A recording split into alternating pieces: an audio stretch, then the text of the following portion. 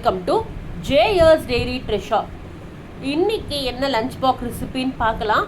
என்ன என்ன ஐட்டங்களோ லஞ்ச் பாக்ஸுக்கு தான். இன்னைக்கு பன்னீர் எடுத்திருக்கேன், மஞ்சள் பூசணிக்காய் எடுத்து வச்சுருக்கேன், தக்காளி எடுத்து வச்சுருக்கிறேன், பூண்டு எடுத்து வச்சுருக்கேன். இப்போ வாங்க ப்ராசஸ் ஸ்டார்ட் பண்ணிடலாம்.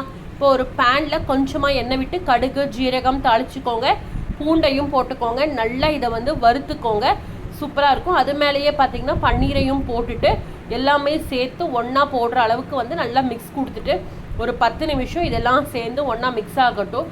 சூப்பராக இருக்கும் பூண்டும் பன்னீரும் காம்பினேஷன். இப்போ நல்லா கொஞ்சம் இந்த மாதிரி ஒரு லைட் கலர் சேஞ்ச் ஆனோடனே தக்காளியே போட்டுக்கலாம். ஸோ தக்காளியும் சேர்ந்து ஒன்றா நம்மளுக்கு வதங்கிட்டு இருக்கட்டும்.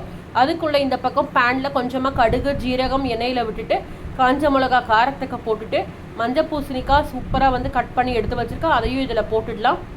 அது கொஞ்சம் நேரம் அப்படியே வெந்துட்டு இருக்கட்டும். இப்போ பன்னீர் கூடயே மஞ்சள் பொடி உப்பு மிளகா காரப்பொடி போட்டுட்டு கொத்தமல்லி கருவேப்பிலையும் தூவிட்டு அதை கொஞ்சம் நேரம் அப்படியே வதங்க வைக்க போகிறேன்.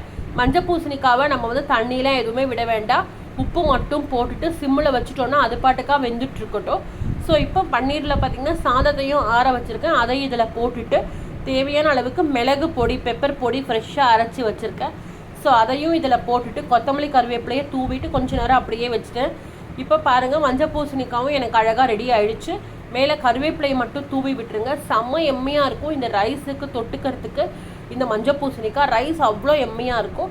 ஸ்நாக்ஸுக்கு பார்த்திங்கன்னா இன்றைக்கி சிப்ஸும் பர்ஃபியும் வச்சு பையனுக்கு அமுச்சு விட்டுட்டேன். சூப்பராக இருக்கும். இந்த ரெசிபி கண்டிப்பாக ட்ரை பண்ணி பாருங்கள், ரொம்ப டிஃப்ரெண்ட்டாக இருக்கும். பசங்களும் விருப்பப்பட்டு சாப்பிடுவாங்க. காயும் நம்மளுக்கு பன்னீரும் ப்ரோட்டீன் உள்ளே போன மாதிரி இருக்கும். கண்டிப்பாக ட்ரை பண்ணிவிட்டு எப்படி வந்ததுன்னு சொல்லுங்கள். நம்ம சேனல் ஜேயர்ஸ் டெய்ரி ட்ரெஷருக்கு லைக் பண்ணிக்கோங்க, ஷேர் பண்ணிக்கோங்க, கமெண்ட் பண்ணிக்கோங்க, சப்ஸ்கிரைப் பண்ணிக்கோங்க, ஃப்ரெண்ட்ஸ் ரிலேட்டிவ்ஸ்க்கு ஷேர் பண்ணி விடுங்க. பாய்.